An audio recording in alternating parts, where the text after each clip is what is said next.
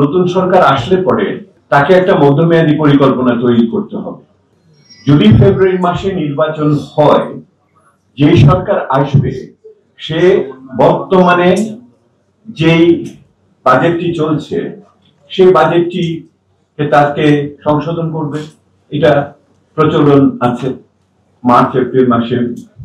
আমি আশা করব যে সেই সংশোধনের ভিতরে যেন এই প্রকল্পটিকে হালনাগাদকরণের জন্য ব্যবস্থা করা হয়।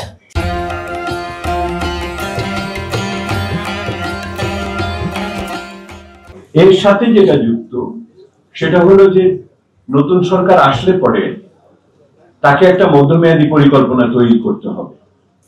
উচ্ছেদকৃত সরকারের তারা অষ্টম বার্ষিক পরিকল্পনা করে গেছিল, বর্তমান সরকার এসে ওটাকে স্থগিত করেছে, কিন্তু তারা কোনো মধ্যমেয়াদী পরিকল্পনা করেনি। আগামী সরকার যেটা আসবে তার প্রথম কাজ হবে একটি মধ্যমেয়াদী পরিকল্পনা করা, বিনিয়োগ, কর্মসংস্থান ইত্যাদি বহুবিধ কাজে। আমার কাছে আশ্চর্য লাগছে আইনুল নিশাত ভাইয়ের প্রত্যক্ষ অংশগ্রহণের যে 30 বছরের চুক্তিটি হয়েছিল সেটি আগামী বছর শেষ হয়ে যাচ্ছে।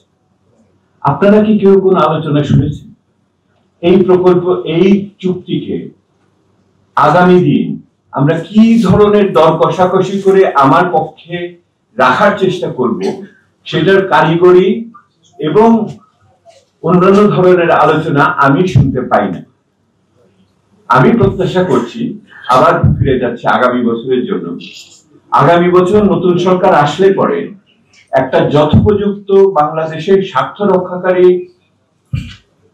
গঙ্গা চুক্তির আমাদের নিশ্চয়তা পাওয়ার ক্ষেত্রে কারিগরি, পেশা দিক থেকে এবং রাজনৈতিক দিক থেকে যৌক্তিক আলোচনা করার মতো সক্ষমতা ওনাদের তৈরি করতে হবে আজকে থেকে, যাতে করে আগামী বছর যখন এই আলোচনাটার সূত্রপাত হবে আমরা যেন পূর্ণ প্রস্তুতি নিয়ে ওখানে যেতে পারি।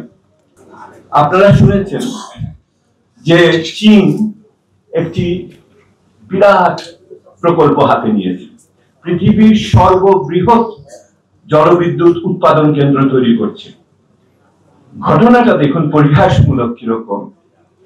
ওইটার ব্রহ্মপুত্রের উপরে যেই প্রকল্পটি তৈরি হয়েছে, মানে বলে পুরো আফ্রিকার আরব মহাদেশ যা তৈরি করবে তার চেয়ে বেশি তারা ওই একটা থেকে তৈরি করবে, কিন্তু সেইটাতে ভারত হচ্ছে নিম্ন অববাহিকার দেশ। আজকে ভারত তার নিম্ন অববাহিকার দেশ হিসেবে যে সমস্ত অধিকারের কথা বলে, এগুলি তো আমরা বলেছিলাম ফারাক্কার সময়, তখন তো শোনে নাই। এখন তো দেখেন কিরকম বিপদের ভিতরে আছে। সেহেতু আমাদের ভারতের সাথে আগামী দিনের আলাপ আলোচনার ক্ষেত্রে আমাদের যথেষ্ট বুদ্ধিমত্তা নিয়ে যুক্তিগুলোকে তৈরি করে আমাদের ওখানে যাওয়ার একটা বিষয় রয়েছে।